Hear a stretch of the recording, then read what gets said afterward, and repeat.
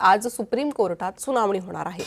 सरन्यायाधीश सूर्यकांत यांच्या नेतृत्वाखालील खंडपीठाच्या कार्यतालिकेत ही सुनावणी होणार आहे।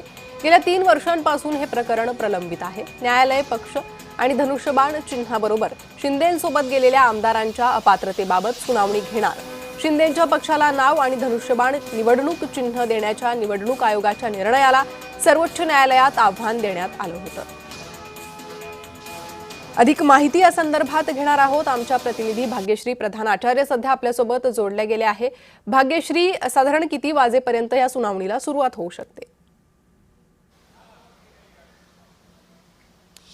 साधारण 11 वाजल्यानंतर या सुनावणीला सुरुवात होणार आहे। अंतिम निर्णय येण्याची शक्यता आहे असं म्हटलं जातं। मात्र आपण बघतोय गेले 3 वर्ष ही केस सुरू आहे। वेगवेगळे न्यायाधीश देखील त्यावर होऊन गेलेले आहेत।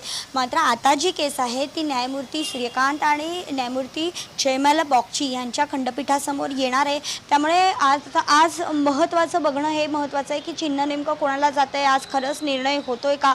सगळ्यात महत्त्वाचं म्हणजे ज्या वेळेला शिवसेना फुटली, 40 आमदार घेऊन एकनाथ शिंदे बाहेर पडले, त्यानंतर लगेचच तातडीने आपण बघतोय की ठाकरे गटाने एक याचिका दाखल केली होती आणि या याचिकेमध्ये एक गोष्ट निश्चित झाली होती की शिवसेना नाव आणि जे चिन्ह आहे ते तात्पुरत्या स्वरूपात एकनाथ शिंदेंकडे राहील आणि त्याचबरोबर उद्धव ठाकरेंना शिवसेना उद्धव बाळासाहेब ठाकरे असं नाव देण्यात आलं आणि त्यांच्याकडे मशाल चिन्ह देण्यात आलं। मात्र आता जर आपण बघतोय तर खरं तर सगळ्या निवडणुका पार पडलेल्या आहेत। आता सध्या या क्षणाला कोणतीही निवडणूक आहे इतक्यात तरी दिसत नाहीये। त्यामुळे आता या सगळ्याला महत्त्व तितकंसं राहिलेलं नाही। खरं तर त्यावेळेला त्यांचं जे म्हणणं होतं ते असं होतं की धनुष्यबाण हे जे आहे ते सगळ्या घराघरामध्ये पोचलेलं आहे, त्यामुळे आणि हे बाळासाहेब ठाकरेंपासूनचं चिन्ह आहे, त्यामुळे हे चिन्ह आमचं आहे, आम्हाला परत द्या अशी मागणी त्यावेळेला कोर्टामध्ये त्यांनी उद्धव ठाकरे गटाकडनं केलेली पाहायला मिळाली होती।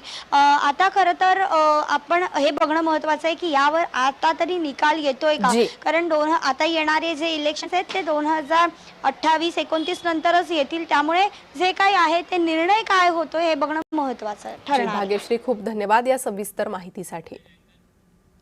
बातमीपत्रात आणखी काही महत्त्वाच्या बातम्या पाहणार